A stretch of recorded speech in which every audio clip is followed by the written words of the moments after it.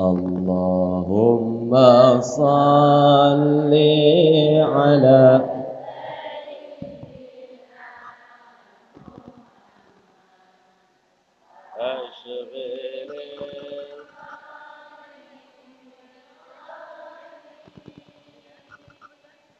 Allahumma salli ala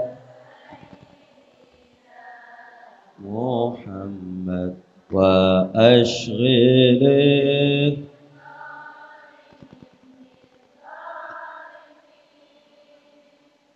wa akhrijna min bainihim salimin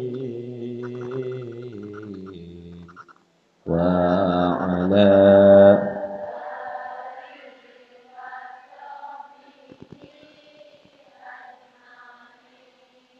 Assalamualaikum warahmatullahi wabarakatuh. Bu sehat semuanya.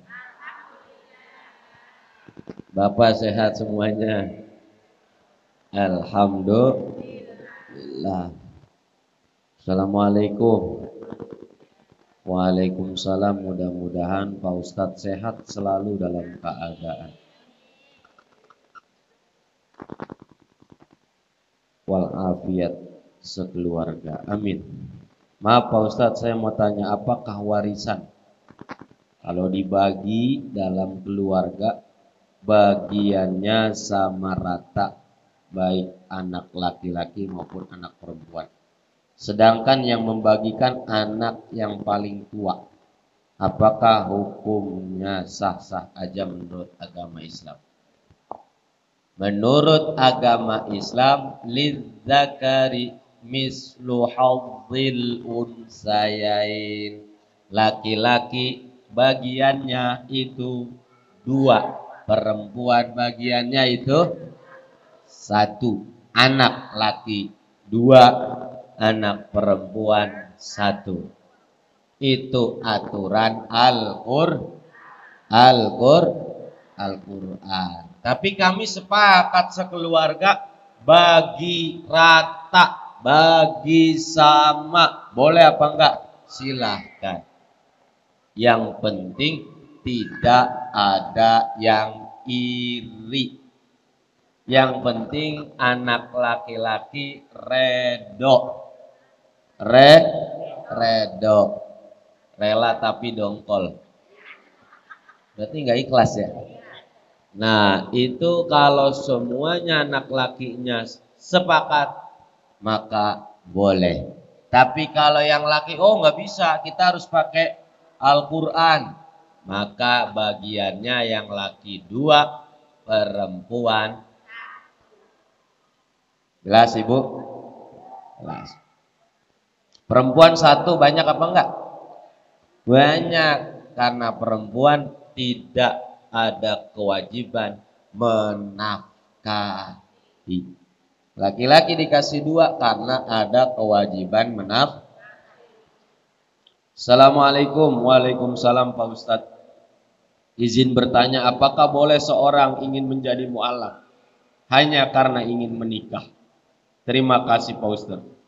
Wassalamualaikum. Kenapa masuk Islam? Karena calon saya orang Islam.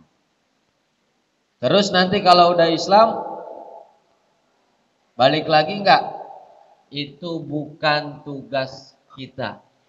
Mau dia masuk Islam karena cinta, mau dia masuk Islam karena politik. Ada enggak masuk Islam karena politik? Ada. Nah, mau dia masuk, suara apa ya? Hah? Suara apa Bu ya?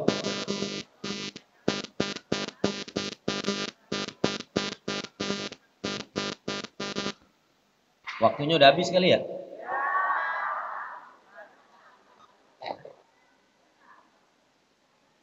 Mau dia masuk Islam karena politik, mau dia masuk Islam karena cinta, bukan urusan kita. Selagi ada orang yang mau masuk Islam, cukup tugas kita membimbing syahadat. Selesai.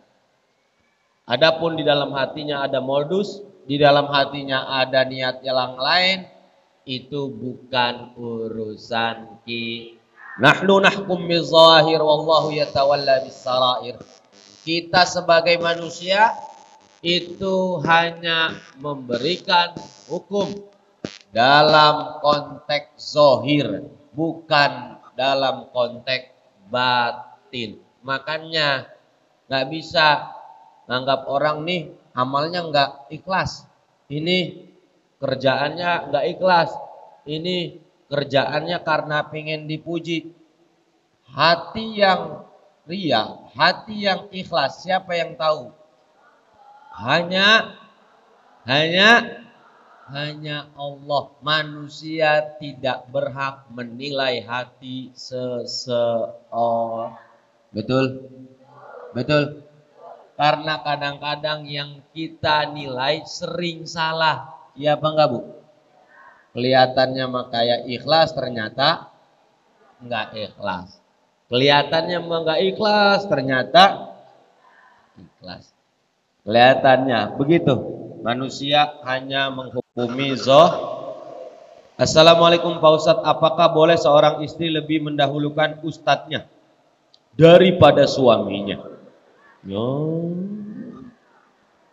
Sampai ada timbul rasa cemburu pada ustadznya. Terima kasih Pak Ustadz. Ustadznya ganteng kali ini. Ini bukan saya pasti yang dimaksud, Kiai Abdurrahman Soheh. Nah, boleh nggak daluin ustadznya daripada suaminya? Nggak boleh. Tetap suami nomor. Ya, maka jangan membuat sikap yang bikin suaminya cemburu. Nggak bikin suaminya cemburu, apalagi ama ustadznya terlalu salting. Apa salting, Bu? Hah? Iya elah ketemu ustadznya mesem-mesem aja. Iya. Nah, itu tidak boleh menunjukkan, terlebih suaminya melihat, waduh, ini kayaknya mentang-mentang ustadznya ganteng kali ini. Gua udah gak ganteng kali dilihat sama dia nih. Akhirnya suaminya merasa iri, cemburu. Ini jangan sampai terjadi seperti itu. Kalaupun terjadi, jelaskan. Enggak kok, aku tadi diajakin selfie bareng-bareng, bukan aku yang ngajakin. Harus dijelasin supaya tidak terjadi fit. Karena fitnah lebih capek daripada fitness. Betul, Bu? Iya. Assalamualaikum. Waalaikumsalam. Kata Pak Ustadz, istri harus nurut sama suami. Dan pekerjaan rumah yang mengerjakan suami. Sampai ngomong ya. Sedangkan suami saya tidak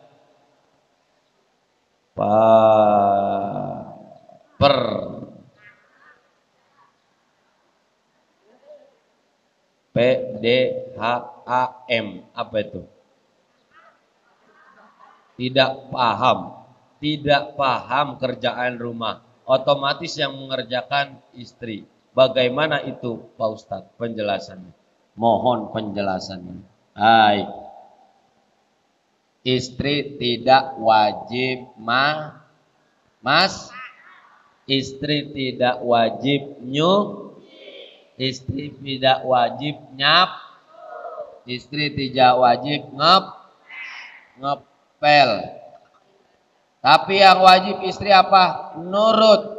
Apa kata suaminya nyuruh masak berarti suaminya nyuruh nyuci berarti suaminya nyuruh ngepel berarti itu namanya sama aja. Beda. Berarti kalau enggak disuruh enggak usah.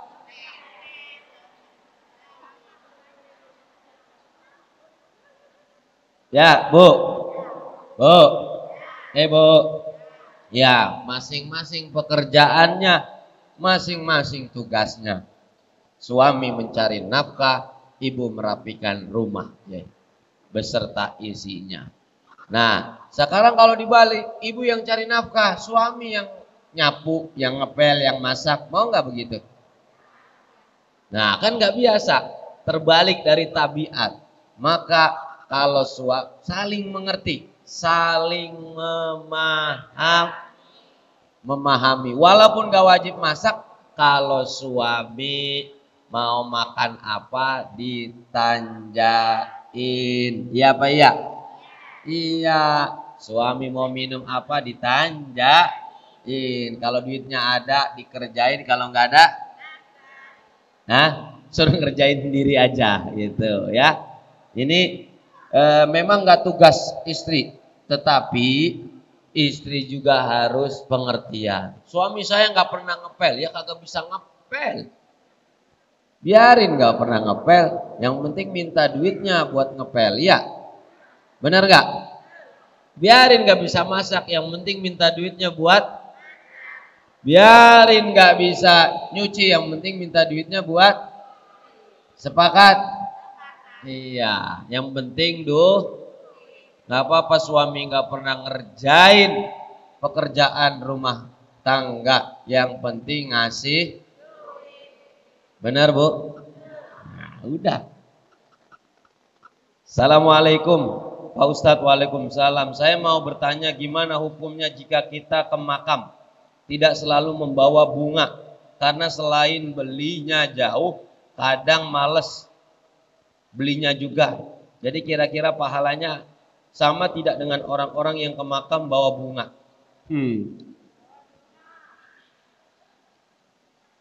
Ibu, ziarah tidak harus bawa ziarah, intinya mendoa. Bawa bunga doang kagak bisa baca doa, yang di dalam tetap ngap-ngapan. Mendingan gak bawa bunga tapi bisa baca. Ini bawa bunganya mahal-mahal dibawa, ditaburin, air matanya menetes, ditaburin juga air, botol apa namanya, bunga mawar, ya, 3 peti, banjir kuburannya. Tapi nggak baca doa, kulhu nggak baca, ayat kursi nggak baca, yasin nggak baca. Apakah bermanfaat buat mayat? Yang manfaat itu doa. Waladin sholihin yad'ulah, yaitu anak yang soleh yang mendoakan orang tua yang sudah tiada. Jadi kalau nggak punya bunga atau nggak bisa bawa bunga, nggak usah bawa Intinya yang diharapin orang yang sudah meninggal adalah doa. Assalamualaikum Pak Ustadz, mohon izin. Apakah boleh kita puasa niatnya buat membayar utang puasa orang tua kita yang sudah meninggal? Dan apa hukumnya kalau puasa wajib sampai nggak dibayar? Cukup sekian pertanyaan dari saya. Terima kasih.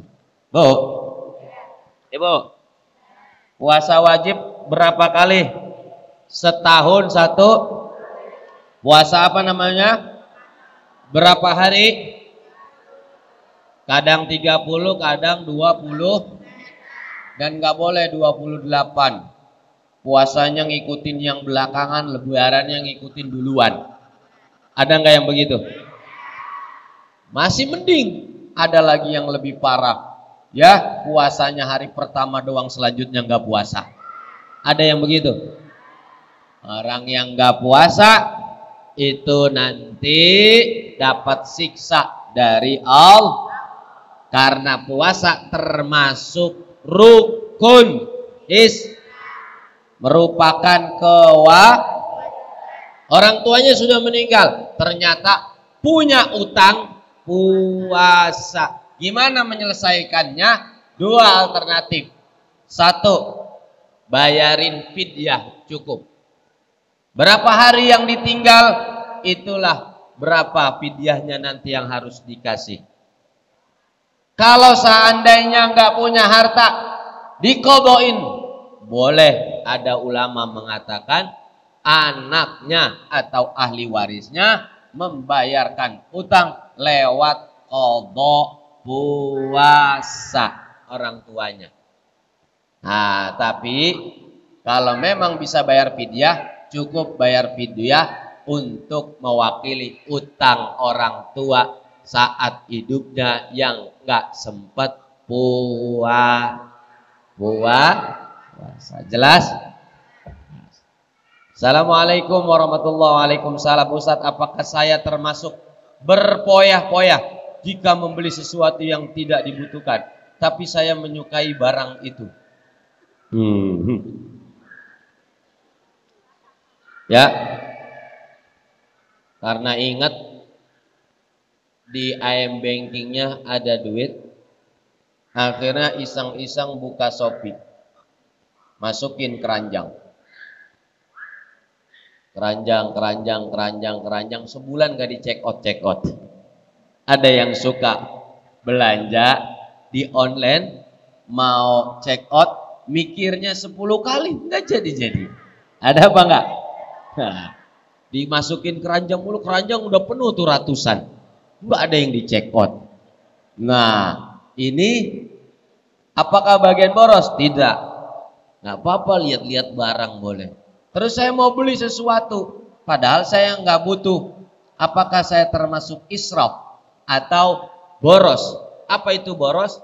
Membeli sesuatu tapi tidak butuh. Misalnya, Bu, ada orang yang punya HP 2? Hah? Ada orang punya HP 2 kebutuhan, ada orang punya HP 2 gegayaan. Kalau buat gegayaan itu namanya israf, poya-poya. Tapi kalau buat kebutuhan, yang satu buat kerja HP-nya, yang satu buat khusus ngubungin istri. Wah, khusus katanya. Siapa itu ya? Nah, itu apakah dia boros? Enggak, kalau seandainya dia pakai dua-duanya, berfungsi dua-duanya dan membutuhkan dua-duanya, itu tidak boros. Begitu juga dengan barang yang ibu pengen beli. Ternyata satu saat manfaat. Kalau yang dibeli lampu, beli lampu. Manfaat gak lampu? Lampu manfaat gak? Manfaat, nanti ada lampu yang mati, kita kan? Walaupun kita gak butuh sekarang, tapi itu tidak tergolong Assalamualaikum Pak Ustaz. Waalaikumsalam. Saya mau tanya tentang anak saya perempuan, dia masih selama menikah selalu marah-marah. Terus tidak salah apa-apa, ibu selalu marah kepada saya, selalu membela suaminya. Terima kasih Pak Ustadz. Ya Allah. Bu, ibu, ada anak udah nikah marah-marah sama ibunya.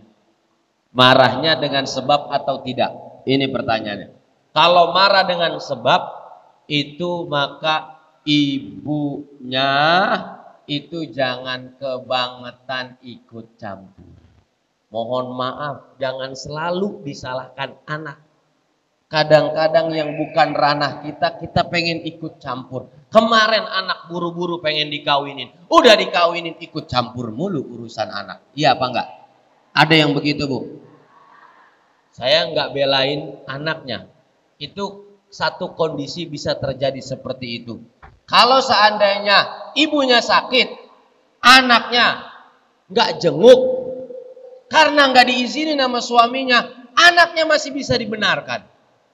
Kalau anaknya perempuan, tapi kalau anaknya laki-laki, dia tidak mau jenguk ibunya yang sakit karena dilarang sama istrinya, anak laki-laki nggak bisa dibenarkan. Paham? Lihat sikon, kondisi yang marah-marah ini anaknya karena apa? Sebab apa, Bu? Sekali lagi mohon maaf. Anak perempuan, Ibu, Bu, punya anak perempuan?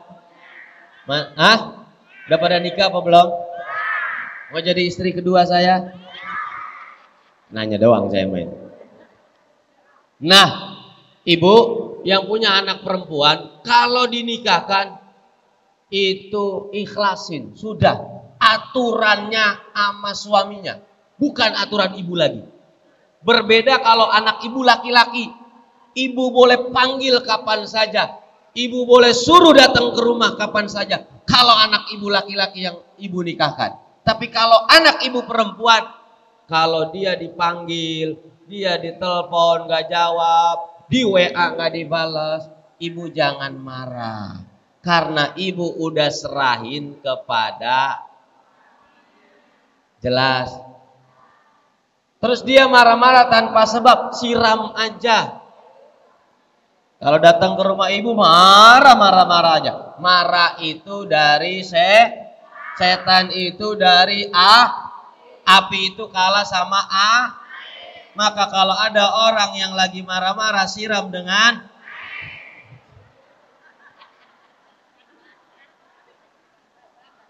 Bapak boleh, aku minta bukunya, aku belum punya Pak. Buku, oh buku tadi ya? Oh silakan hubungan.